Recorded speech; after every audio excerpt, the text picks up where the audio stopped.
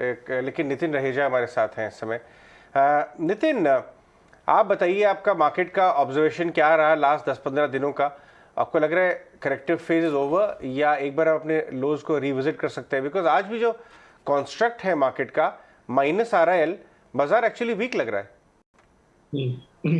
पर ये जो आप कह रहे हैं बहुत सही कह रहे हैं, और ये काफी टाइम से हमें दिखाई पड़ रहा है। अगर आप बाजार का कंस्ट्रक्ट देखें तो हमने बीच में एक इंटरनल स्टडी की थी, तो हमने देखा था जो टॉप 500 कंपनीज है उसमें से आप देखें तो ऑलमोस्ट 75 to 80% ऑफ कंपनीज जो है उन्होंने 10% प्लस करेक्शन दिया है। तो क्लियरली जो ब्रॉडर मार्केट है वो अभी भी वीक दिख रहा है, और जो जो टॉप लाइन या हेडलाइन इंडेक्स को आप देखते हैं वो रिलेटिवली स्ट्रांग दिखा रहा है एज सच, क्योंकि वो एक इंटरनल्स में थोड़ा सा सेक्टर रोटेशन हो रहा है, और जो टॉप लाइन कंपनीज है वो मार्केट को होल्ड करके रखी हुई है। तो मेरा ये मानना है कि ये एक शॉर्ट टर्म फिनोमेना जो मार्केट का है हम देख रहे हैं। ट्रेडिशनल ईयर एंड है जहाँ पे आप जो एफपीआईज है उनकी उनकी बिकवाली दिखाई पड़ रही है, और जैसे हम दिसंबर में जाएंगे तो वो मोरलेस वो अपना ईयर का जो कोटा होता है वो पूरा करके फिर वो छुट्टी पे जाते हैं। तो जनरली स्पीकिंग तो मेरा मानना है तो हम एक एक सॉर्ट ऑफ एक टाइम करेक्शन जोन में है। ऑलमोस्ट एक 5 to 10% करेक्शन टॉप से दिखता हो सकता है, और इनफैक्ट हो चुका है मोस्ट स्टॉक्स में। तो ये फेज मेरा मानना है थोड़ा टाइम और चलेगा। जनरली स्पीकिंग अगर आप दिसंबर के महीने को देखें तो वॉल्यूम्स कम रहते हैं और जो लोकल्स ज्यादा एक्टिव रहते हैं, और दिसंबर जनरली स्पीकिंग एक बेटर मंथ रहता है। पर ये बहुत ही स्वाभाविक और नेचुरल है मार्केट का अगर इस फेज में घुसा है, और एक हेल्दी भी फेज है क्योंकि यहाँ पे अगर कंसोलिडेशन देता है तो फिर नेक्स्ट लेग अप के लिए तैयार हो जाता है। ठीक है नितिन, पहले तो बहुत बहुत शुक्रिया 18 आवर्स स्वदेश को समय देने के लिए। एक चीज़ और आज देख रहे थे हम, वो ये है कि अब थोड़ा मार्केट के अंदर चर्निंग भी हो रही है, सेक्टोरल चर्निंग भी हो रही है और लेवल्स के हिसाब से भी हो रही है। आपका व्यू पॉइंट क्या है? अभी स्ट्रॉन्ग हैंड्स मार्केट के पास क्या है और उसके वीक हैंड्स क्या है मार्केट के पास? देखिए मेरा मानना है अगर मैं फंडामेंटली देखूं तो अभी भी मुझे आईटी स्ट्रांग लगता है। अभी भी मुझे फॉर एग्जांपल मुझे लगता है कि बैंकिंग जो है सेक्टर वो उसमें काफी अपसाइड नजर आती है, क्योंकि बैंकिंग की जो वैल्यूएशंस है वो बहुत अट्रैक्टिव हो चुके हैं। उसकी परफॉर्मेंस कमेंसुरेट नहीं रही है अब तक। और अगर मैं अगले 3-6 महीने का व्यू लेता हूं तो मुझे फाइनेंशियल्स एक बहुत ही स्ट्रॉन्ग सेक्टर नजर आता हुआ दिखता है। और जो डोमेस्टिक कंजम्पशन स्टोरीज है जैसे कि रियल एस्टेट है, और रियल एस्टेट की जो पेरिफेरल मटेरियल्स है जैसे सीमेंट हो या होम इम्प्रूवमेंट कंपनीज है, उन सब की परफॉर्मेंस बहुत स्ट्रॉन्ग नजर आती है। राइट बिल्कुल। साथ ही नितिन आपसे जानना चाहेंगे क्योंकि इस वक्त हम देख रहे हैं कि एफआईज को लेकर बहुत ज़्यादा बात हो रही है, वहाँ बहुत कॉज पर कंसर्न लग रहा है। और करेक्टिव फेस की तो खैर अभी आप बात कर रहे थे कि एक नॉर्मल रूटीन की तरह इसे देखना चाहिए ईयर एंड पे, या फिर वाकई आपको लगता है कि कुछ कंसर्न्स ऐसे हैं कि शायद एफआईज इंडियन मार्केट से पैसा निकाल के इमर्जिंग मार्केट्स में डाल रहे हैं और यहाँ पर शायद कुछ ज़्यादा समय के लिए एक रेंज सेशन या फिर करेक्टिव सेशन भी रह सकता है बाजार के लिए, इंडियन मार्केट्स के लिए? तो देखिए अगर आप देखेंगे ये जो मार्केट हमने देखा है लास्ट 1-1.5 साल में, एक बिल्कुल ही एक तरफा मार्केट रहा है डायरेक्शन वाइज।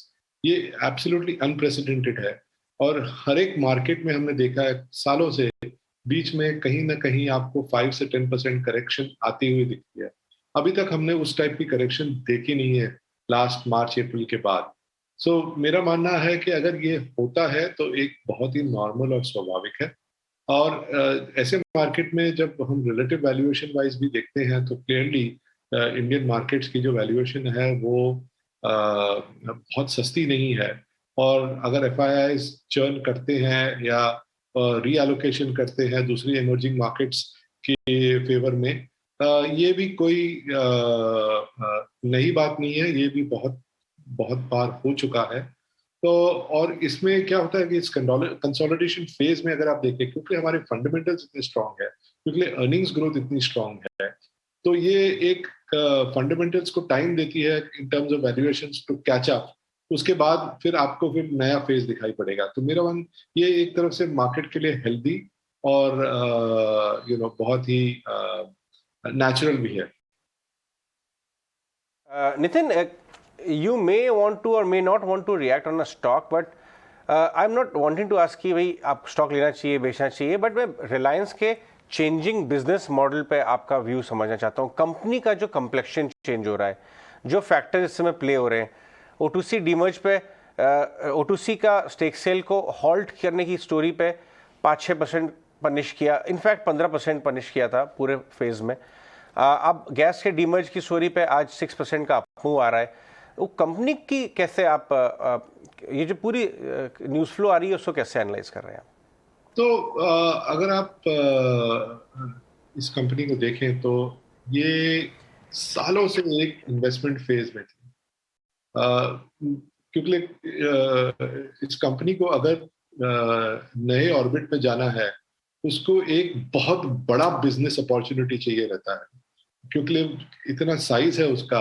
तो अगर ये छोटे मोटे बिजनेसेस उसके ग्रोथ को चेंज नहीं कर पाते, तो उसको जैसे कि टेलीकॉम बिजनेस है या जैसे रिटेल बिजनेस है, और अब नया फेज जो है वो रिन्यूएबल्स है। तो इतने सारा टाइम ये एक इन्वेस्टमेंट फेज में थी। अब उस इन्वेस्टमेंट फेज से बाहर आते हुए उसने वैल्यू अनलॉकिंग की डायरेक्शनल इंडिकेशंस दी करते हुए। ये आई थिंक वो जो रिएक्शन लोगों का था जब O2C बिजनेस का डीमर्जर पोस्टपोन हुआ या होल्ड पे गया, वो एक कंसर्न था कि डायरेक्शन क्या होगा, क्या यहाँ पे फिर कोई चेंज है।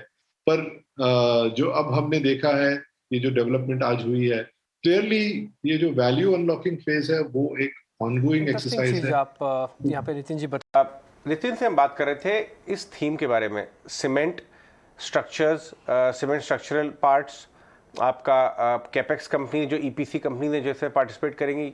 अगर ये कैपेक्स रिवाइवल जो इंडिया में स्टार्ट होने की बात है नितिन, वाकई में हो रहा है, गवर्नमेंट अपने हिसाब से तो इंफ्रा पे कर रही है, लेकिन प्राइवेट कैपेक्स क्या वाकई किक ऑफ हुआ है? वहां पे बहुत अर्ली साइंस है।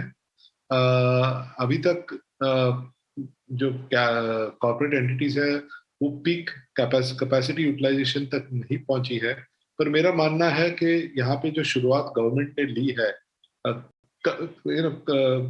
बहुत टाइम ऐसे होता है कि हम किसी एक को इनिशिएटिव लेके भागना होता है और फिर पीछे लोग फॉलो करते हैं। मेरा यही मानना है कि जो गवर्नमेंट ने इनिशिएटिव लिया है कैपेक्स में, चाहे वो इंफ्रास्ट्रक्चर है और दूसरा है रेगुलेशंस को स्टेबल किए हैं। अब तक जो भी इंफ्रास्ट्रक्चर कैपेक्स रहा है वहां पे रेगुलेशन बदलते रहे हैं। इस वजह से हमने काफी सारे प्राइवेट सेक्टर कॉर्पोरेट्स को NPA होते हुए देखा है। तो ये एक स्टेबलाइजेशन ऑफ रेगुलेशन और इनिशिएटिव जो गवर्नमेंट लिया, I think it is a matter of time जब प्राइवेट कैपेक्स भी शुरू होगा। शायद वो 3-6 महीने की देरी है, बट क्लियरली वहां पे आगे डायरेक्शन दिखाई पड़ेगी।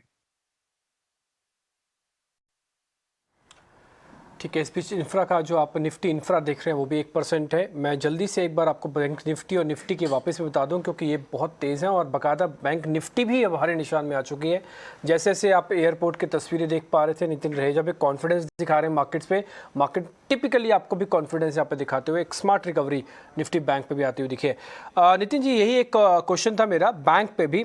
एक्चुअली सब लोग ये कह रहे हैं कि जब इकोनॉमिक रिवाइवल होता है और सारी चीज़ें ठीक होती है ना, तो धीरे धीरे बैंक्स पर इसका अफेक्ट आता है। 2 वेज पे एडवांसेस बढ़ते हैं, ग्रॉस NPAs कम होते हैं। ये डुअल इफेक्ट होता है, डबल इंजन से तरीका से ठीक होते हैं बैंक्स। आपका व्यू पॉइंट क्या है? सरकारी ज़्यादा अच्छे हैं या फिर निजी बैंक ज़्यादा अच्छे हैं? मेरा मानना यह है कि बैंकिंग सेक्टर ओवरऑल अच्छा का परफॉर्मेंस बहुत अच्छा रहेगा। जो आपने कहा NPAs की बात की, वो NPA क्लीनिंग एक्सरसाइज वो लास्ट 3-4 सालों से जारी थी। और अगर आपने ये क्वार्टर के नंबर्स देखे तो almost across the board most banks के NPAs काफी घट चुके थे। जो एक चीज लैकिंग थी वो थी एडवांस ग्रोथ। जैसे जैसे इकोनॉमिक रिवाइवल आएगा वो आपको एडवांस ग्रोथ भी दिखाई पड़ेगा उस बैंक्स में, और उस पे उसका जो पेरिफेरल इम्पैक्ट फर्दर एनपीएस पे होता है वो और घटते हुए नजर आते हैं। तो ओवरऑल मेरा रुझान इस सेक्टर की तरफ बहुत ही पॉजिटिव है, लेकिन हमारा जो बायस है वो प्राइवेट सेक्टर बैंक्स की तरफ ज्यादा ओरिएंटेड है।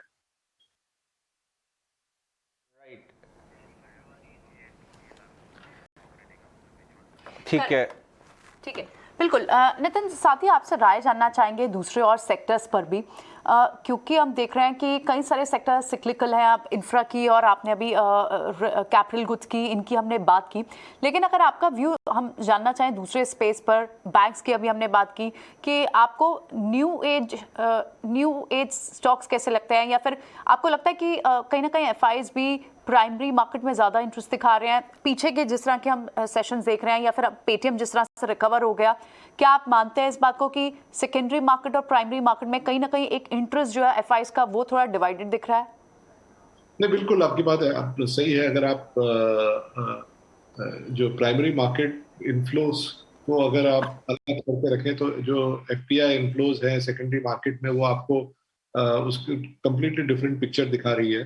तो क्लियरली जो और अगर आज आप मार्केट देखें तो ये एक प्राइमरी मार्केट एक अलग लेवल और अलग वैल्यूएशंस पे चल रहा है। वहां पे थोड़ा सा फ्रॉथ ज्यादा नजर आ रहा है, और थोड़ा सा ये जो न्यू एज कंपनीज है they are here to stay, और इसमें से लेकिन उनके जो बिजनेस मॉडल्स है वो कॉन्स्टेंटली चेंज और इवॉल्व होते रहेंगे। आज एक बिनाइन मॉनेटरी इन्वायरमेंट है, तो उस बिनाइन मॉनेटरी इन्वायरमेंट के बलबूते पे वो अपना ग्रोथ कर रही है।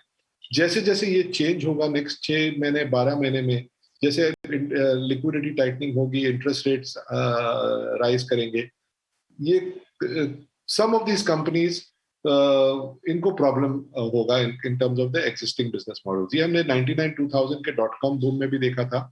वो रियल था, dot coms was the future, वैसे ही आजकल के ये न्यू एज कंपनीज फ्यूचर है। पर इसमें से किनका बिजनेस मॉडल इवॉल्व होता है, कौन सी वाली कंपनियां रोबस्ट हैं, वो कहना बड़ा मुश्किल है। तो इस टाइम पे ये एक हाई रिस्क सेक्टर है, और हम एक कॉशियस स्टांस इस पे ले रहे हैं। तो एक कॉशियस स्टांस ले रहे हैं। नितिन जी, एक चीज़ और है, एक जैसे आपने अपने स्टार्टिंग कमेंट्री में कहा कि आपको आईटी, बैंकिंग और डोमेस्टिक कंजम्पशंस थोड़ा ज़्यादा ठीक लग रहा है। डोमेस्टिक कंजम्पशन वाला एरिया थोड़ा वाइड है, इसको थोड़ा स्पेसिफिक कर पाएंगे? जैसे आपने रियल एस्टेट तो बोला था, इसके अलावा और कहाँ कहाँ पे अच्छी बढ़त आ सकती है? अगर आप डोमेस्टिक कंजम्पशन पकड़े तो एक लो इंटरेस्ट रेट जो सिनारियो है, तो मुझे ऐसा मेरा मानना ये है कि अक्रॉस द बोर्ड, चाहे वो ऑटोज है, स्पेशली पैसेंजर व्हीकल सेगमेंट, वो एक थोड़ा सा कंस्ट्रेंट है बिकॉज ऑफ रॉ मटेरियल, और डिमांड बहुत ही रोबस्ट रहेगी। आप कंज्यूमर ड्यूरेबल्स या अप्लायंसेस है, वहां पे डिमांड रोबस्ट रहेगी। ऑल प्रोडक्ट्स जो रियल एस्टेट से जुड़े हुए हैं, जो आपके घर में यूज होते हैं जाते हैं, होम इम्प्रूवमेंट है या होम अप्लायंसेस है, वो पूरा सेक्टर, और मोर इम्पोर्टेंटली एक जो रिवेंज स्पेंडिंग आ रही है on the opening up trade जिसको आप कहते हैं, चाहे वो होटल्स हो, चाहे रेस्टोरेंट्स हो, या फास्ट फूड क्यूएसआर चेन्स हो, टूरिज्म हो, वहां पे आपको काफी सारा स्ट्रॉन्ग ग्रोथ दिखाई पड़ेगा। Correct, right. साथ ही नितिन, आपका व्यू जानना चाहेंगे कि अगर हम ऑटो स्पेस की बात करें तो आपको क्या लगता है कि क्या ऑटो थीम आगे कैसे काम कर सकती है? ऑटो सेक्टर की कैसे परफॉर्मेंस रह सकती है? एक अच्छी अंडर परफॉर्मेंस ये सेक्टर ने देखी है, लेकिन क्या इनके चैलेंजेस या इनके जो स्ट्रगल पीरियड है वो ख़त्म हो चुका है? क्या यहाँ कंसोलिडेशन का फेज ओवर हो चुका है? तो मेरा मानना है ऑटोज को अगर आपको काफी सेगमेंट करना होगा। टू व्हीलर्स है, टू व्हीलर्स में क्लियरली एक चैलेंज है इस वक्त, और वो चैलेंज इस वक्त ये भी है कि ईवीज का जो रोल है स्पेशली स्कूटर्स के अंदर, वो कितना बड़ा होगा। मेरा मानना ये है कि नेक्स्ट 3 या 4 साल में ईवी डिमांड जो traditional two wheeler scooter demand को काफी ओवरटेक कर लेगी। तो वहाँ पे वो एक चैलेंज है। तो जो जो कंपनीज की जो स्ट्रेटजी वहाँ है उनको वहाँ पे वॉच करना होगा। पैसेंजर व्हीकल्स की एक इमीडिएट डिमांड बहुत ही स्ट्रांग नजर आ रही है, पर इमीडिएट शॉर्ट टर्म चैलेंजेस जो चल रही है वहाँ पे इन terms of raw material cost जो बढ़ चुके हैं, या चिप्स की जो शॉर्टेज है वो डिमांड को कंस्ट्रेन कर रही है। तो ये सब चैलेंजेस के चलते हुए जो एक कमर्शियल व्हीकल सेगमेंट है वो हमें अच्छा लग रहा है। वहाँ पे क्योंकि कैपेक्स स्पेंडिंग होने वाली है, तो कमर्शियल व्हीकल्स की डिमांड अच्छी रहेगी और वो सेक्टर अच्छा होगा। दूसरा जो एक सेक्टर है वो है ट्रैक्टर्स, वो उसकी डिमांड भी काफी रोबस्ट और स्ट्रांग होनी चाहिए। तो ये दो सेक्टर्स क्लियरली विजिबल दिख रहे हैं इन terms of growth. Passenger vehicle जैसे मैंने कहा, जैसे वो जो इनपुट शॉर्टेजेस एड्रेस होंगी वहां पे भी डिमांड आपको नजर आएगी। नितिन जी बहुत बहुत शुक्रिया, थैंक यू वेरी मच। आज आपने अपना कीमती समय निकाला, हमसे बातचीत की, अपना व्यू पॉइंट रखा, इसके लिए बहुत बहुत शुक्रिया। जल्दी आपसे वापस मुलाकात होती है। बहुत बहुत शुक्रिया, थैंक यू वेरी मच।